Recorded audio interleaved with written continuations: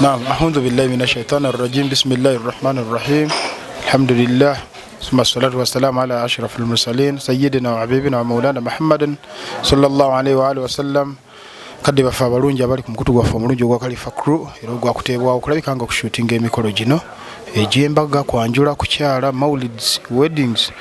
Olwaleero tuli wano ku kyalo kye bayita Boza mu disitulikiti y'Empigi era nga tuzze ku mukolo gwa muganda waffe mukwano gwammwe omulungi ennyo Isa nno olwaleero azze okukyala gye bazaala mukyala we.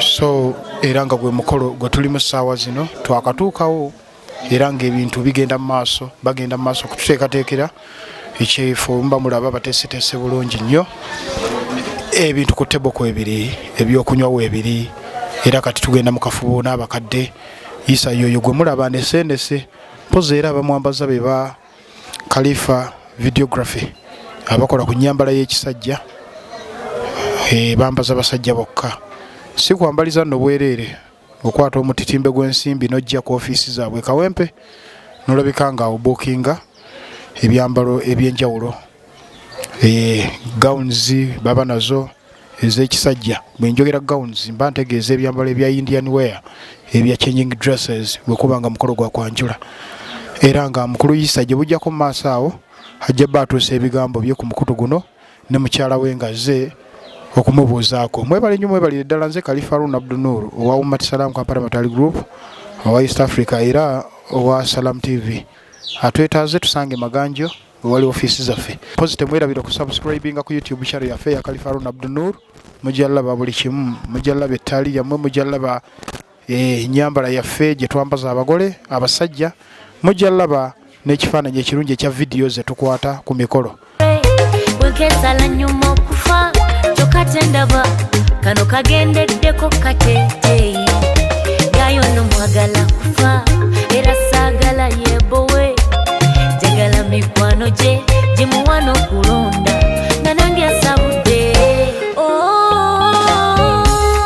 oli omwana oli omwana oli omwana mwagala lwakuba alina ekyejo bambi era ebintu bye mukwata mpola mpola mpola yende bumunyiza tamanyi nnyo kunyiiga mwagala lwa mbeera embeera zityezo mwagala era ne bweriba embuyaga yengenda mubagalira kyekiri nkubaddolera kinsuuza omwana ono yengenda mubagalira nabo muzaala bajja kuba empapula kino ekintu ngenda kisoosowaza aneerabiza n'abalala oli omwana. Assalamu alaikum wa rahmatullahi wa barakatuh. Abarabi baffe abalungi ab'omukutu gwa Khalifa Crew essaawa eno tulina omugole Seka Isa. Assalamu alaikum wa rahmatullahi. Wa alaikum salam wa rahmatullahi wa barakatuh. Sebo mukulu Isa olunaku luno olulaba otya lwali lubaddeko mu byafaayo? Olunaku luno tububangayo ku byafaayo byange era nga yo lwebisoose. Lwaki wasazeewo okujja mu bakadde okukyala? Nasazeewo kubanga nti nasazeewo nje mu bakadde bammanye bantegeere banzaala embeere omwana mu maka gaabwe ate n'omukwano gwe nina eri mukyala wange oba oli awo. Ntanda ki gy'osibirira mukazi wo mu ddakiika obufundako? Entanda gye nsibira mukyala wange abeera omukyala omukakkamu ate abeera omukyala ow'empisa eriwa naabigweba eriwa naabikola nze kyemmanyi Allah ajja tusobozesa tujja kumalako kubanga omukyala wange mwagala. Alhamdulillah. Okay, Madam Halima, assalamu alaikum wa rahmatullahi. Alaikum salam wa rahmatullahi. Should we use English or Luganda? Luganda, yeah? Okay, muli mukyeyo.